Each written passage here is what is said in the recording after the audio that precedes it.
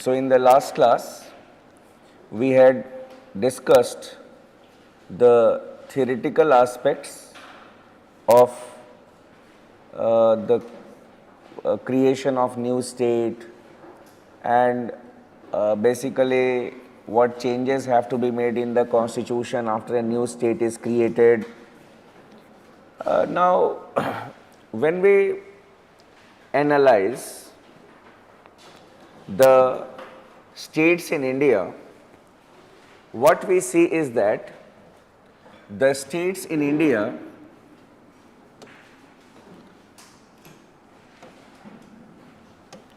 they have been reorganized on the basis of language.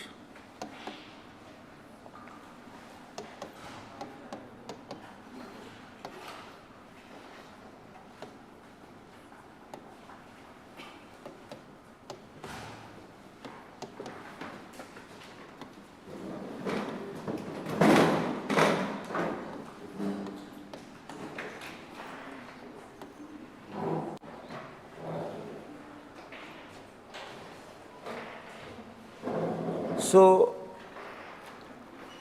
when the Constituent Assembly was discussing that how we need to write the name of the states in the original constitution, that is in Schedule 1, then basically at that point of time, the integration of or the merger of the princely states was taking place.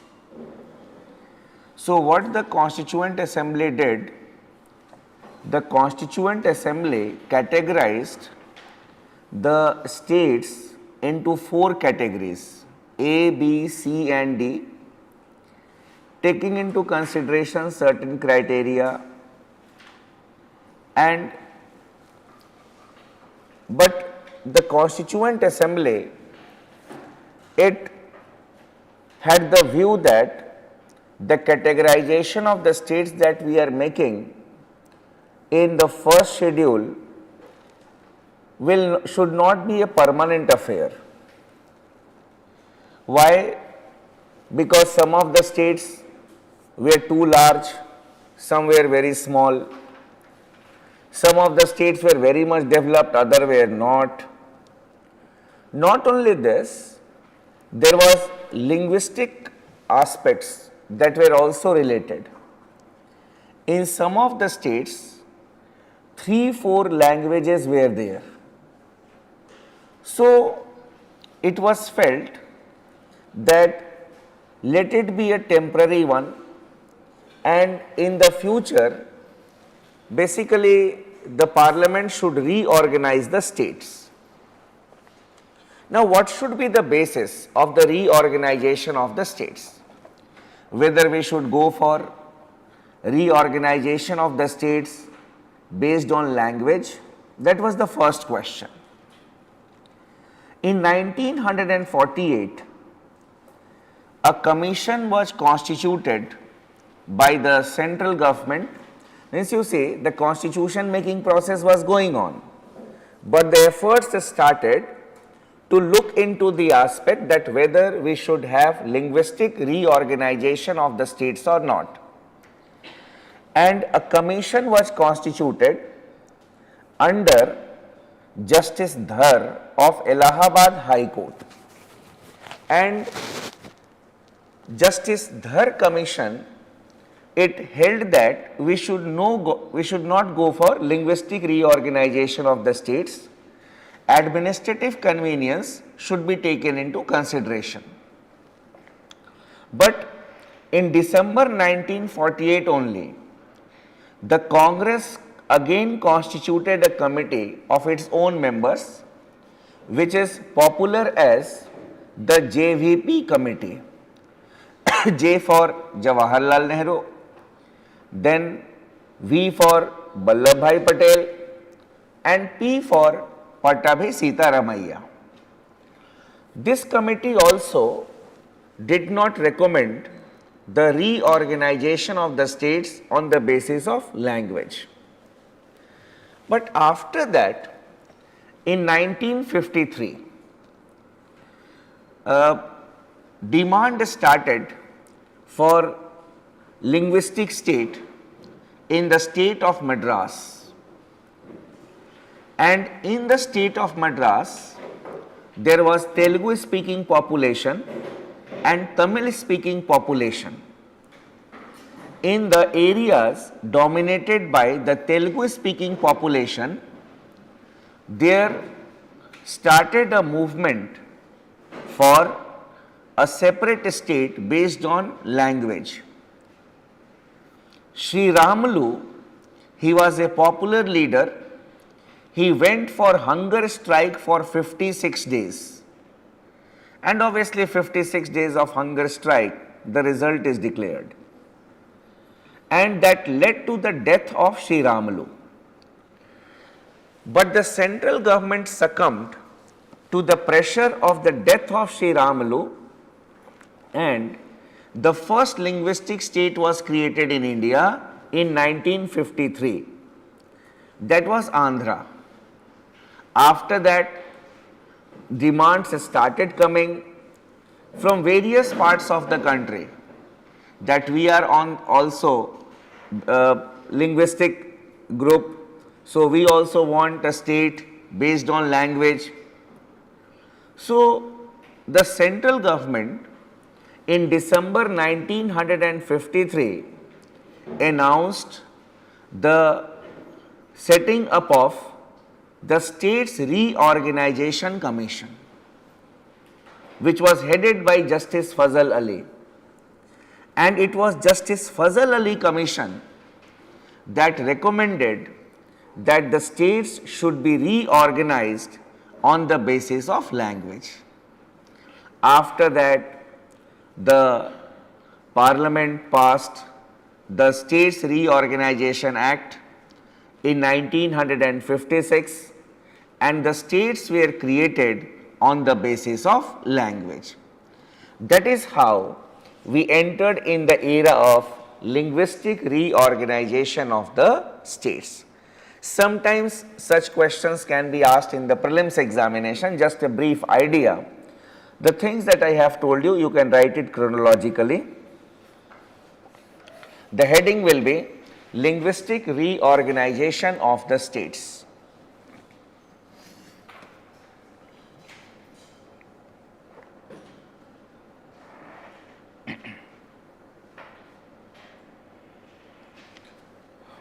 Here you can write the integration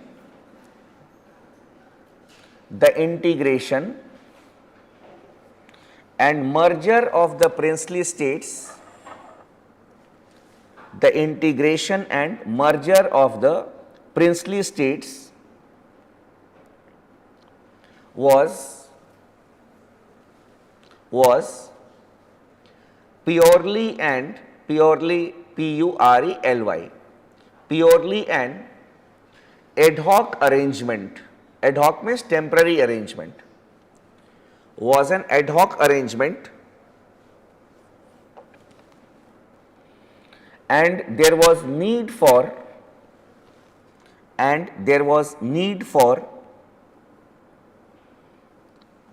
reorganization of the states. There was need for reorganization of the states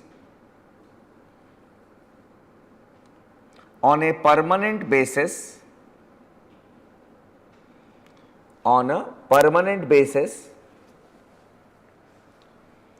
because of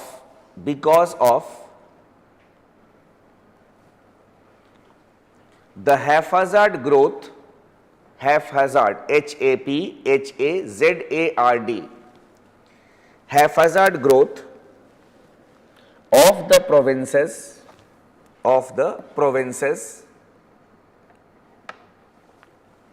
comma, disparity between the various states,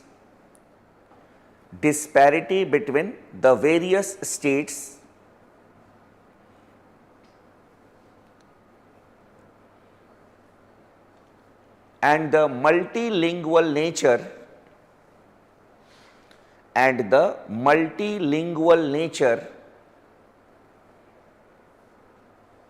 of the states.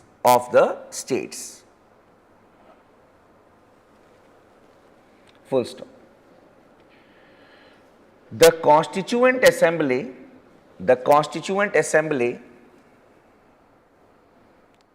had classified the states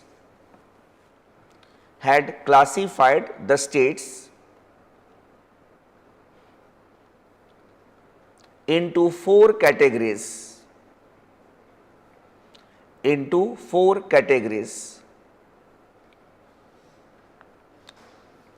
A, B, C and D. A, B, C and D. Then next, in 1948,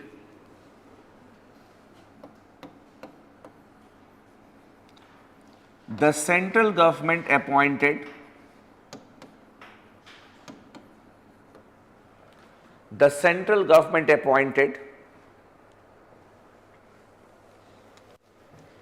Dhar Commission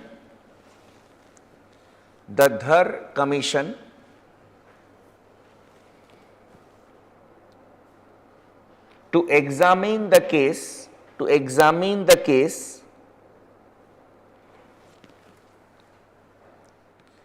for the reorganization of the states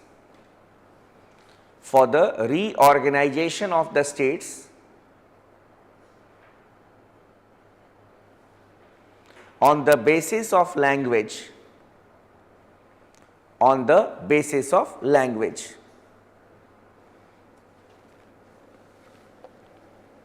Full stop. The commission recognized the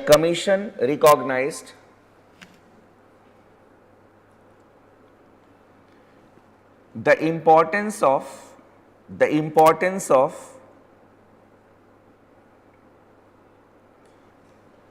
the reorganization of the states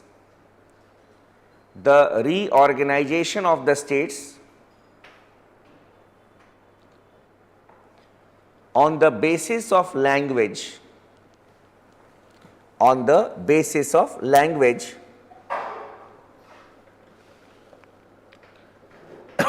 but attached more importance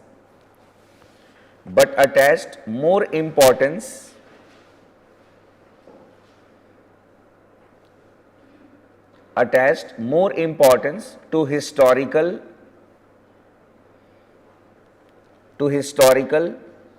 geographical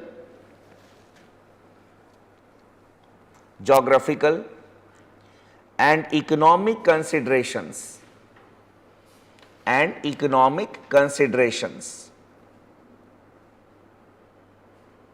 Full stop. It favored reorganization of the states.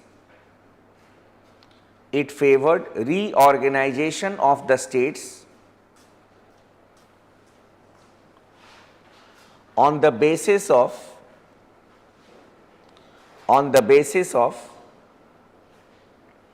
administrative convenience,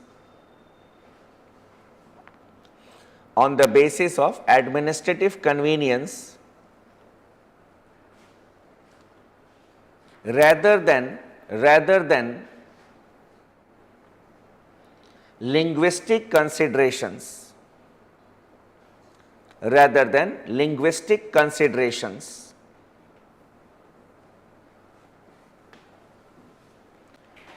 So that was the Dhar Commission.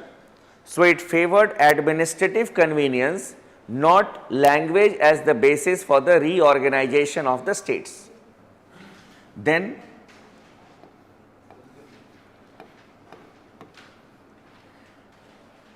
next you can write, in 1948,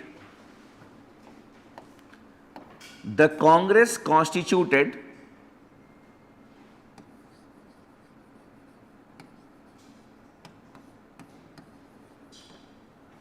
constituted the JVP committee,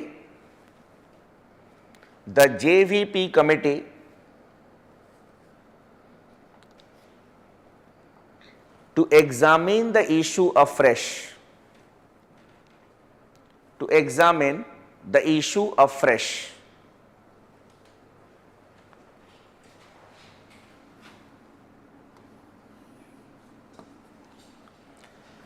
The members were Pandit Nehru,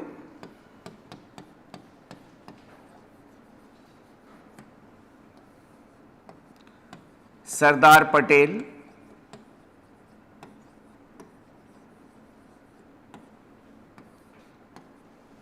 and Pattabhi Sitaramaiah.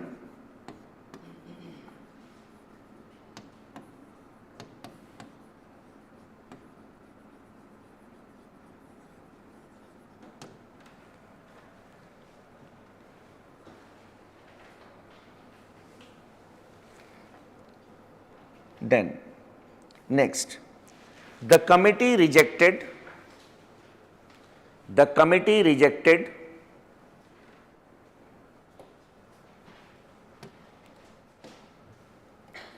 the idea of linguistic states,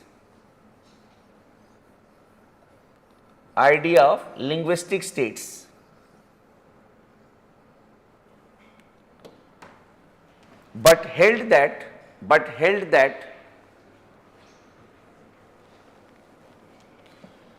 the problem may be re-examined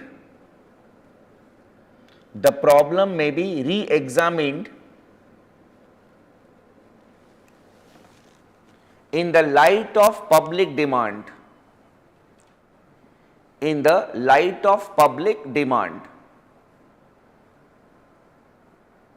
Just as the politicians say that we'll look into the matter if the demand comes. So they also said that we'll look into the matter if the demand comes. In 1953, Andhra was created as the first linguistic state.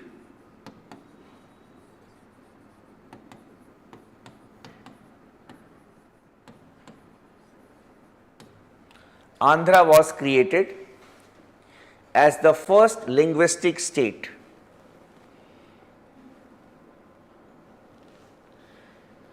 So it was not Andhra Pradesh, it was Andhra. Done. So I told you the background, that there was a popular demand and Sri Ramalu had went for a hunger strike for 56 days. Then next, in December 1953,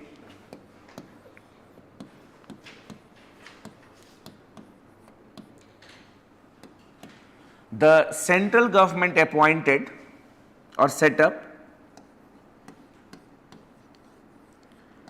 the States Reorganization Commission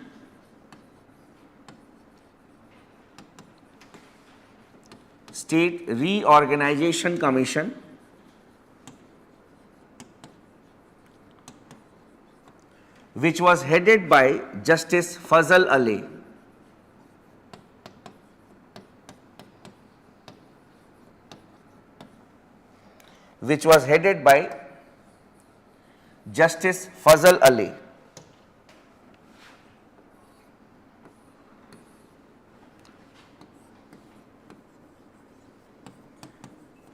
The other members of the commission were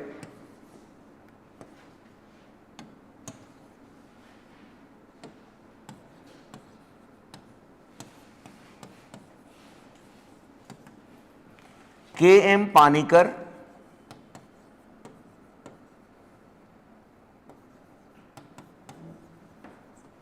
and H.N. Kunjuru.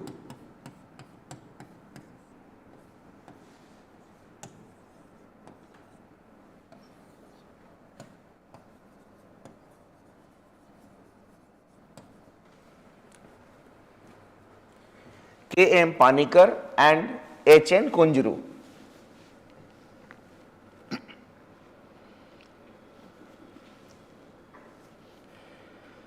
full stop.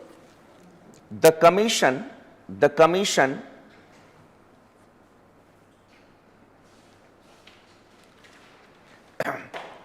recommended to do away with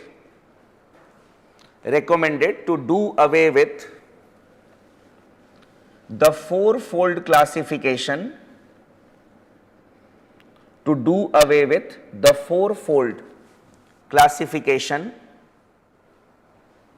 of the states as provided in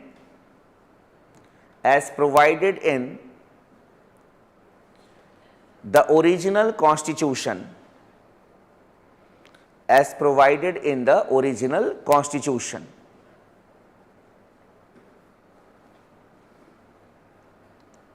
Do away with means खत्म कर देना, ठीक है ना, कि means there should be no A, B, C, D category of states, and it had recommended that the states should be reorganized on the basis of language. Done. So after full stop you can write, it recommended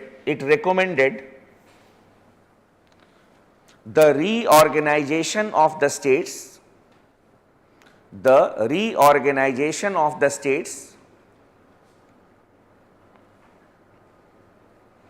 on the basis of language,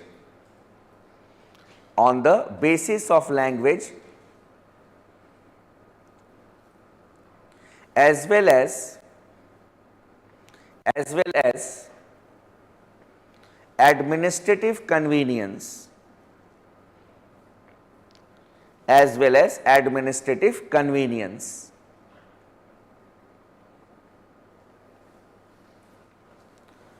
full stop.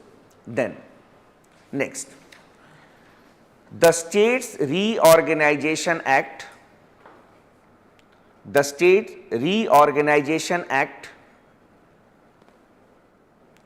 1956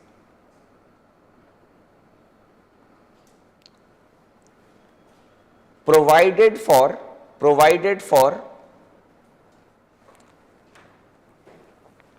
14 states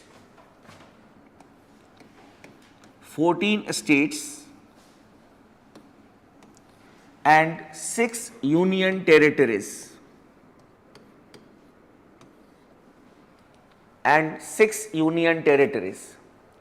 So after the recommendation of the States Reorganization Commission came, the states were reorganized again and 14 states were created.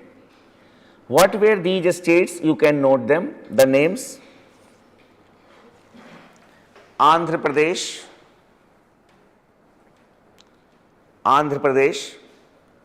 Bihar, Assam,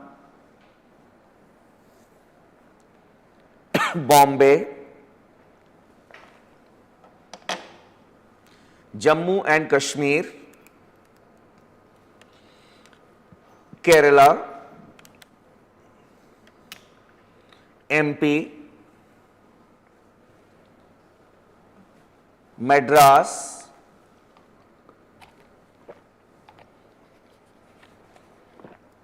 Mysore,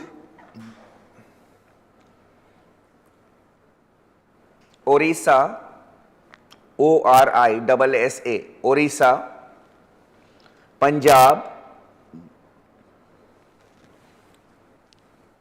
UP, West Bengal and Rajasthan.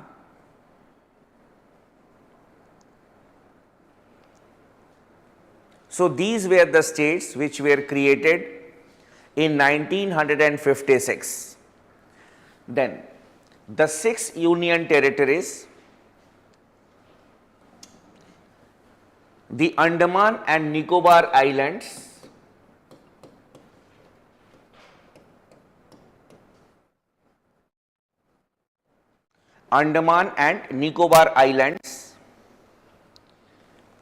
Delhi,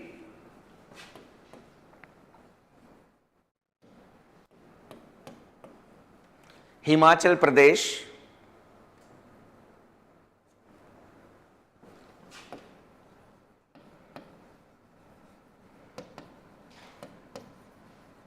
Lakkadive, Minicoy and Amindivi Islands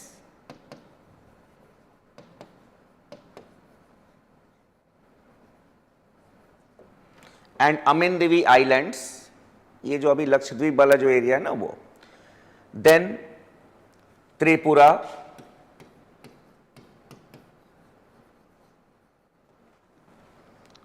and Manipur.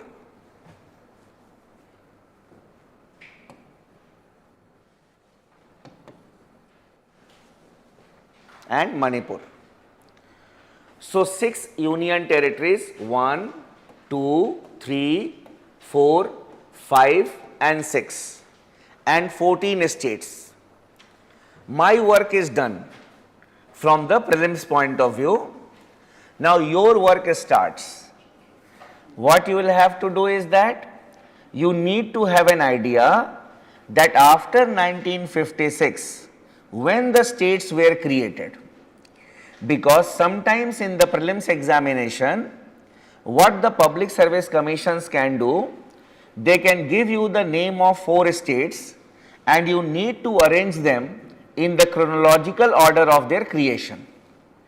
And generally, the public service commissions ask the name of 4 northeastern states. Done. 4 northeastern states. So I will give you a clue here. Assam, number 1, because it was created in 1956. So if Assam is there in the option, so number 1 means Assam. So any other option which will not be having Assam as the first option should be eliminated. Done? So that should be your keyword. And after that we had reorganization of the northeastern states in 1971.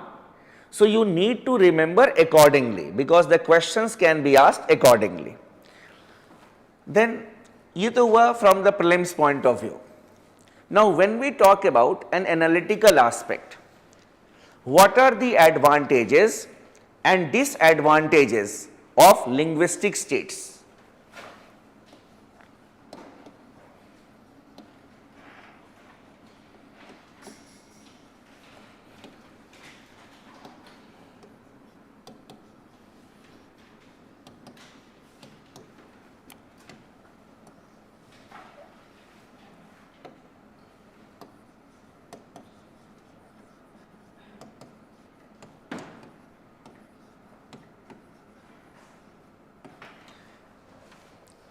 How many of you belong to linguistic states?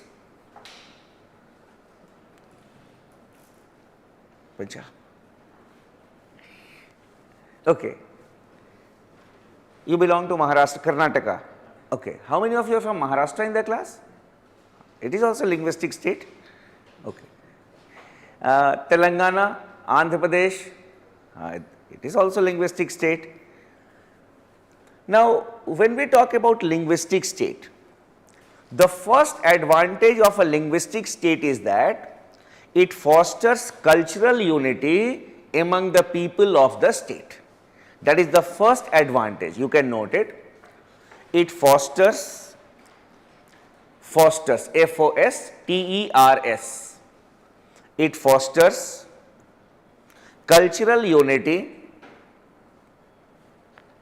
among the people of the state.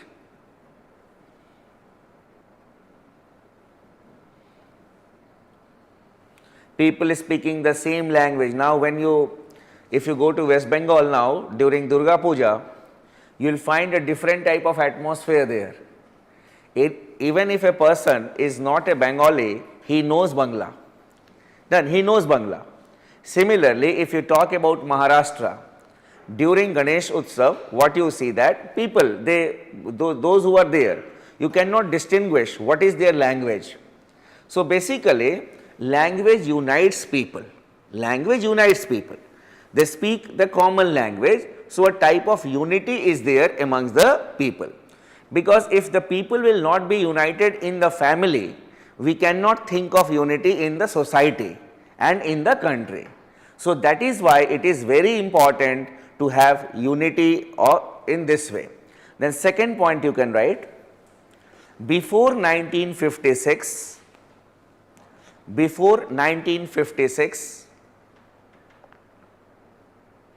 English was the language of administration. English was the language of administration which is not understood by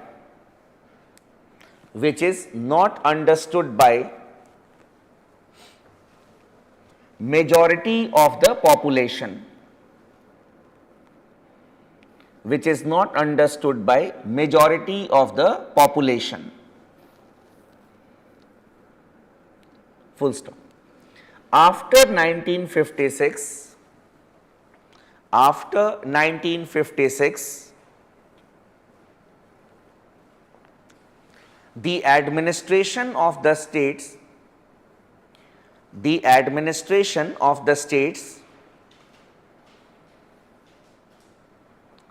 are being carried on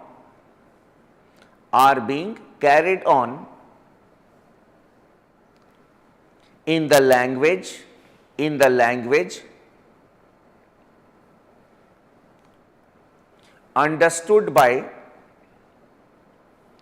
understood by the common man.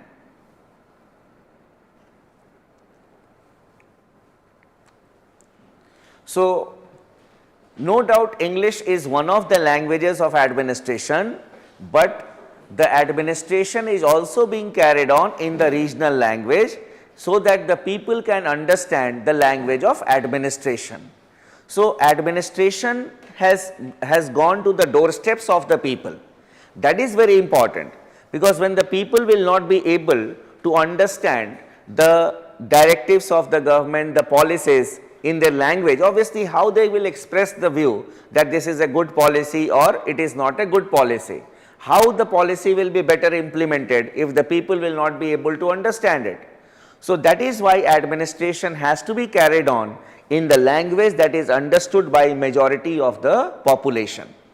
Then thirdly, it has led to the development of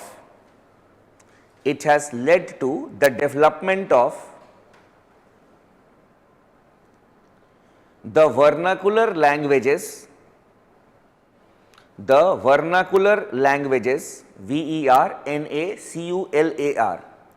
vernacular languages or regional languages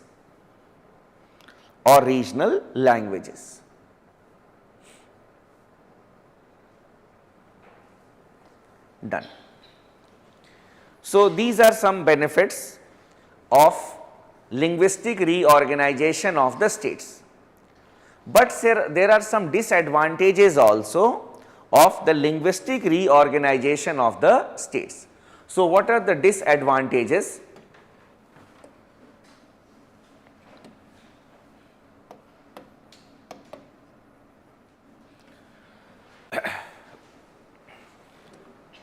First,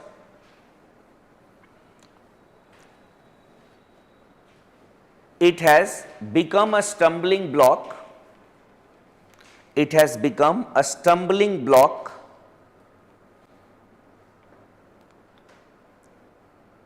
Or hindrance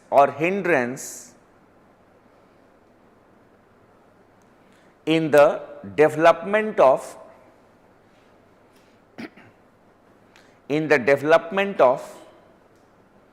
a national language for the country.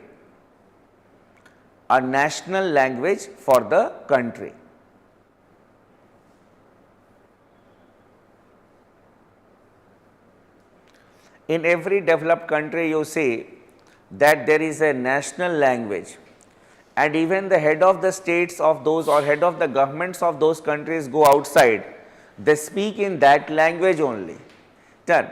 So, and in a country there must be a language which should be understood by majority of the population. So, sometimes we have seen that there is an hindrance in the development of national language. देखो, English cannot be a national language because it is not understood by the majority of the population. It can be an urban language, but it cannot be the language of the country.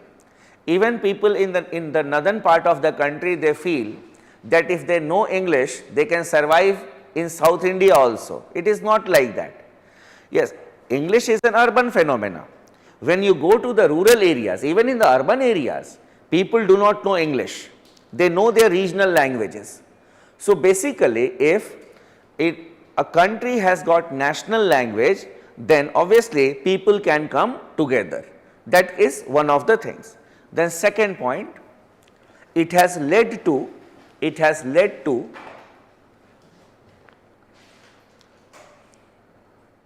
the growth of narrow regionalism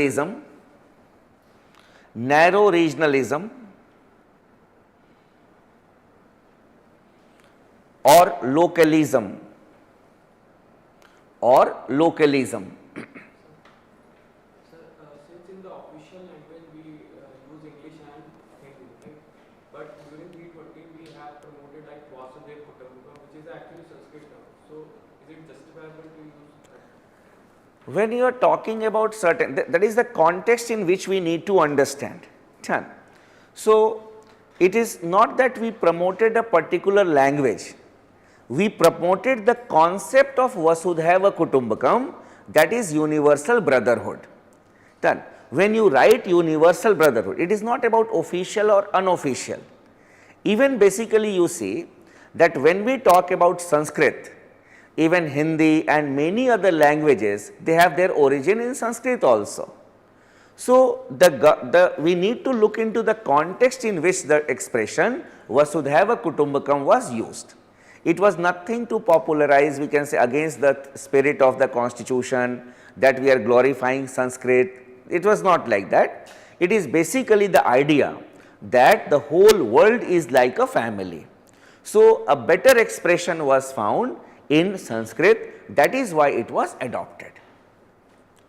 Sir, our Prime Minister speaks in Hindi and we also have World Hindi Day, then why it is a barrier to declare it as a national language? Basically, you see, when we live in a country where there is linguistic diversity, and basically these things have to be inherent from inside.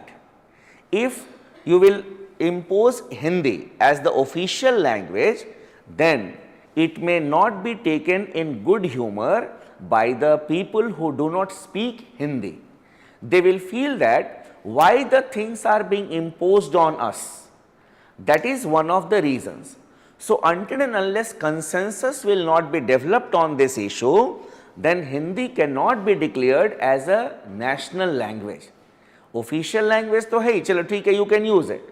We have got regional languages also, but you need to take into consideration the views of the people of the other languages also. There should not be a general feeling that the things are being imposed on a particular section of the society. That is in the minds of the people of some of the states, where they feel that why Hindi is being imposed on us, why it has been made as a compulsory subject in the schools. So when the people that are not taking it in good humor, let there be consensus which should be developed. Because अगर आप force करोगे ना कोई चीज को, तो it will lead to violence in the society. It will lead to violence. So that is why the thing should come from inside only. It should not, everything should not be imposed on the people, especially in a multicultural, plural, diverse society like India. We need to take into consideration these things. Now, here in the second point, I have used the word narrow regionalism or localism. You see, I have not used the word regionalism. As a student of politics, for me, regionalism is not bad. Regionalism can be manifested in different ways. And regionalism is just like nationalism and internationalism. When we talk about nationalism, it is the love for one's own country. but not at the cost of others. When we talk about regionalism, people talk about the development of their own area, but it is not at the cost of others. So, regionalism is a positive concept. It is no harm if the people of a particular area, they want development of their own area. The manifestation of regionalism can be in the form of the demand for special status. It can be in the form of demand for statehood. It can be in the form of demand for union territory. So, these are manifestations of regionalism. But when we use the word narrow regionalism, localism, it is manifested in the political slogans that you may have heard from time to time, like Mumbai is for Mumbaikars, the concept of Maratha Manush, son of the soil.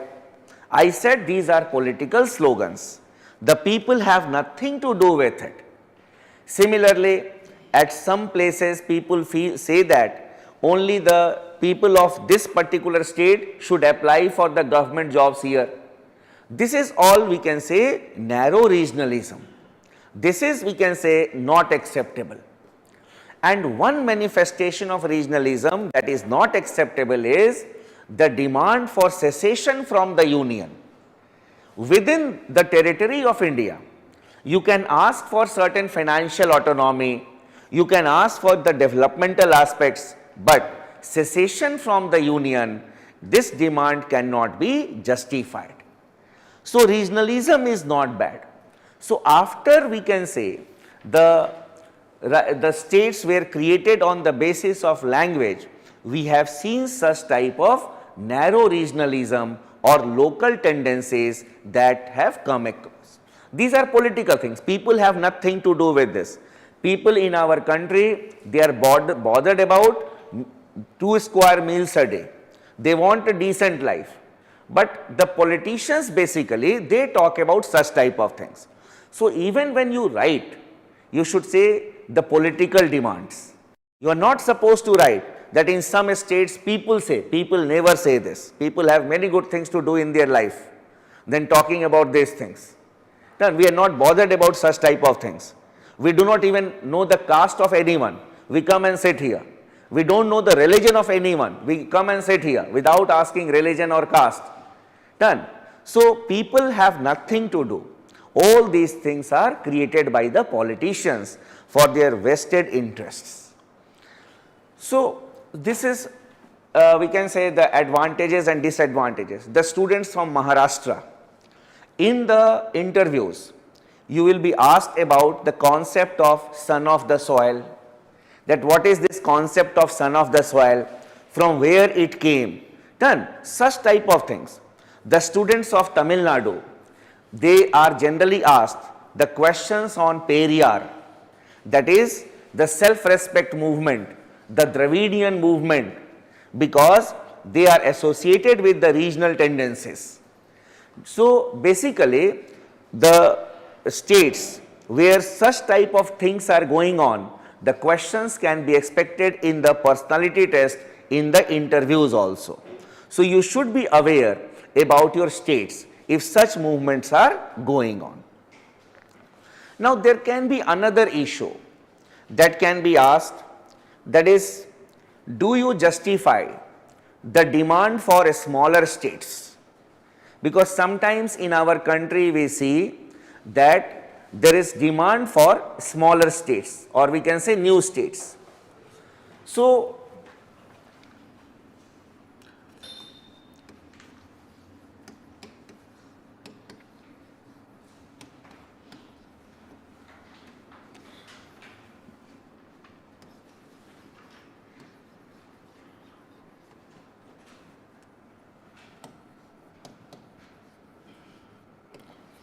if someone will ask you that, do you justify the demand for smaller states? You are not supposed to say yes or no.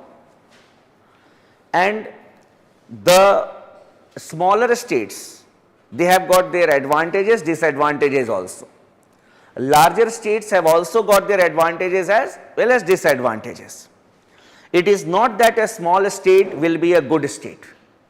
Generally, the students, what they do, they copy certain things from the internet. Many of the students, what they do, if a question is asked to them, they refer to the internet, and without understanding the context, they write that answer. And in the internet, basically, it is written in many of the sources, we can say articles, that smaller states lead to good governance, and the student write also. Why? Sir, it was in the net. Who is that net? Then you don't know even who has written that thing. It is not correct. So basically you should be aware that what you are writing. Good governance, you may have read in the governance portion, that is, it is the qualitative aspect of governance, and there are different aspects of good governance. So even if a small state is there, it is not a guarantee that it will lead to good governance. For example, see Jharkhand. It is an example of bad governance. Why? Corruption is prevailing, rule of law may not be there. So it is not necessary that a small state will be a better state, will be a good state. So if you are asked that on what grounds we can justify the demand for smaller states, so you should say two things. One, developmental needs,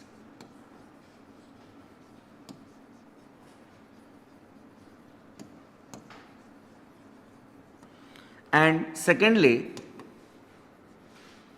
administrative convenience.